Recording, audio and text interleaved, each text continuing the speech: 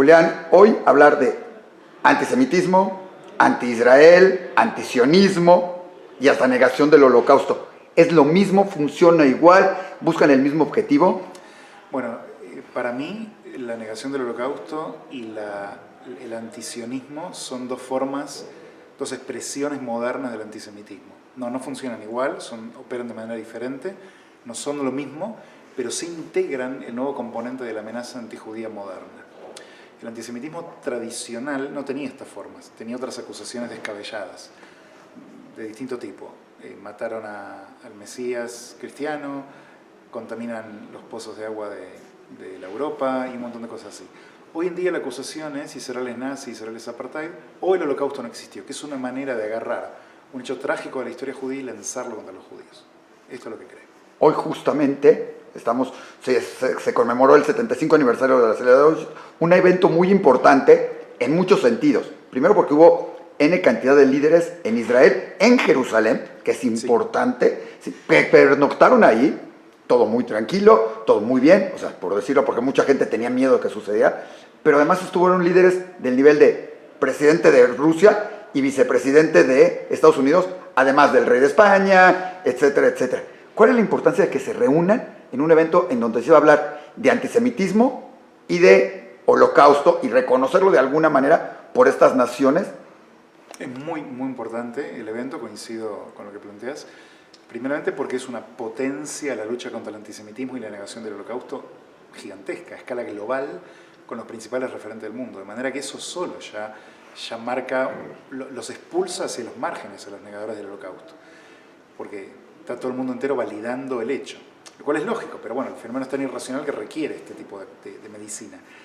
En cuanto a los antisemitas, bueno, no, por supuesto que los antisemitas van a seguir siendo antisemitas o antisionistas o lo que sea, pero los reduce también, les quita potencia a su odio, porque al ver que todos estos líderes mundiales legitiman a Israel, se llevan en buenos términos con los líderes de Israel, recuerdan la tragedia del pueblo judío y bueno, es un apoyo internacional de verdad muy, muy relevante. Uno de los grandes problemas dentro de todo esto de antisemitismo y anti-israelí es el conflicto árabe-Israel. O sea, palestinos, Irán, Siria. Hoy se anuncia que va a avisar Trump, sí, ya sabemos, el gran amigo de Israel últimamente, que a muchos lo acusan de ser el provocador de mucho antisemitismo, y otro, ahorita platicamos de eso, pero hoy anuncia que va a sacar un plan y se filtra, así como que entrenó, que el plan incluye que va a estar un Jerusalén unificado y bajo el control total de Israel. Esto es bueno porque además se va a reunir con Netanyahu y con Bibi, y con Benny Gantz. O sea, curiosamente, con los dos, porque esa es de las cosas curiosas en Israel.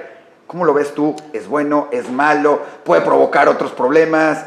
Mira, Trump ya es un líder no predecible, que ha tomado decisiones que uno creía, o al menos el consenso era que iba a causar conmoción y no ocurrió. Su reconocimiento de la soberanía israelí del Golán y de la Jerusalén como capital, su salida de la ONU en algunos organismos, cortarle dinero al presupuesto palestino, un montón de cosas que ha hecho, ni que hablar de las guerras comerciales que inició y otros asuntos. Pero en este área pateó el tablero de una manera, lo conmovió, no lo pateó, movió la ficha de una manera que lo que parecía que iba a ser una crisis no lo era. Entonces podría perfectamente ser el caso que aquí también.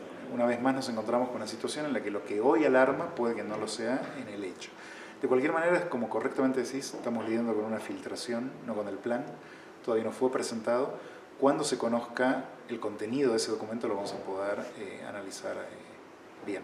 Dentro de ese contexto, como tú dices, Trump es impredecible. Lo mismo sucede en algunos momentos con Netanyahu, ¿sí? Con decisiones que de repente dirías son totalmente hacia un lado o hacia el otro, o son como muy políticas, como queriendo afianzar todo.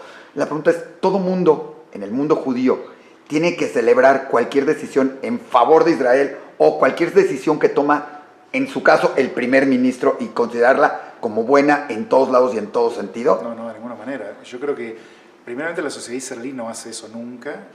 Ahí todos son primer ministro, como se dice la frase, todos tienen una opinión, todos critican, todos cuestionan. Es una pequeñita sociedad muy chiquita, tú la conoces. De manera que no. Ahí la agitación política, la pluralidad de partidos políticos que hay para diversas causas es enorme, con lo cual la verdad que no es una teocracia donde lo que dice el líder hay que respetar. Uno puede elegir respetar sus ideas en todo caso, o coincidir o no con la política que lleva adelante, pero no tiene que ser acrítico el seguimiento, por supuesto. ¿Y cuál sería una separación, una línea muy delgada entre atacar o condenar o no estar de acuerdo con las políticas de Israel, Sí. ojo, del gobierno de Israel, y el decir no estoy a favor de Israel, principalmente en el mundo judío, donde de repente nos topamos con gente, como tú dices, que dice todo lo que haga Israel es malo, porque lo toman como Israel, o todo lo que haga el gobierno? ¿Dónde entra esa línea que podrías decir entre el que, como tú dijiste en tu conferencia, en la de esta, es autoatacarte o sencillamente la separación de política de todo esto? Hay que hacer una distinción muy clara entre lo que es la crítica antisemita a Israel y la crítica política a Israel. La crítica política es válida, significa cuestionar a Israel como cuestionarías a Perú o a Francia o a Japón. Lo que no se puede permitir es la difamación a Israel, es decir, que Israel es nazi, que es apartheid, que es colonial, que es un Estado asesino, genocida. Este tipo de cosas ya no es una crítica, esto ya es descalificar a todo el país. Entonces ahí se cruza una línea roja y hay que estar alertas. Hay que comprender que esto es inadmisible, que nadie admitiría que se acuse de genocida y de nazi a México, por ejemplo. Entonces no se puede tampoco permitir que ocurra con Israel. Dentro de esto, ya casi terminando, está todo ese movimiento de, como tú dices, de hablar bien de Israel. Algunos le dicen esclarecimiento, Sí. asbará. Es correcto, eso es lo que se tiene que hacer, hablar bien, estarlo poniendo. ¿O qué se tiene que hacer? Porque igual uno de los puntos es de que el antisemita, tú lo dijiste, va a seguir siendo antisemita. El anti-israelí va a seguir siendo, pero a lo mejor muchas veces hemos pensado, y nosotros lo hemos tomado como tal, es que mucho de ese antisemitismo o anti-israelí es falta de conocimiento, falta de saber los hechos o de saber algo. Hay gente que odia a los judíos, como sucede en muchos países, y ni siquiera hay judíos ahí. Sí, yo creo que en este sentido el gran desafío, digamos, es informar sobre los hechos de la historia judía y la actualidad política de Israel y del Medio Oriente. Yo sí creo que los hechos están a favor de la historia judía y a favor de la historia de Israel. Es una causa justa, es una causa noble, es una causa que tiene para merecer el apoyo de la comunidad internacional. Es solo que hay una brecha muy grande entre los hechos y la representación de esos hechos en los medios de comunicación, en el sistema de la ONU, en la comunidad de derechos humanos y en otros ámbitos. Entonces lo que falta es poner la luz para que podamos ver las cosas como son y con información debatir. Pero si la información es sesgada, lamentablemente el debate no puede ser normal. Y para terminar, porque además eres experto en eso y todo, eso habla muy bien de los medios y la gente especializada puede dar conferencias, puede dar pláticas, puede escribir en un periódico, pues la gente, no quiero decir común y corriente, pero la gente que vive el día a día, sí, que no está metido en la comunidad, que no está metido en esto, que puede ser algo contra el antisemitismo, con el antisionismo o la negación del holocausto, o tiene que salir todos los días a salir y hacer manifestaciones.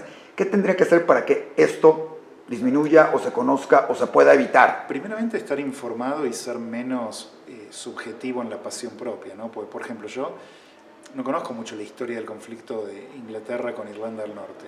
Claro. Entonces no opino, no hago manifestaciones por uno u otro, no escribo artículos, no doy conferencias sobre eso, no me peleo con mis vecinos por ese tema.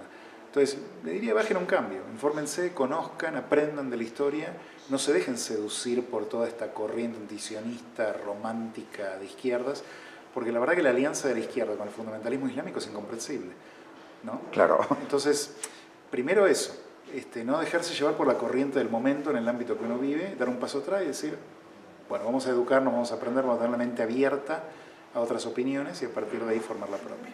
Pues muchísimas gracias, bienvenido a México. Ahí tenemos toda tu conferencia muy interesante dividida. La podrán ver en Diario Judío y seguramente estaremos publicando mucho de tu contenido en Diario Judío. Bienvenido a que todo esto, porque siempre es importante a todo el mundo estar informado. Es un gran placer estar en México, estoy muy contento de estar aquí. Le agradezco de verdad al Likud México por la invitación y vamos a ir en contacto. Gracias.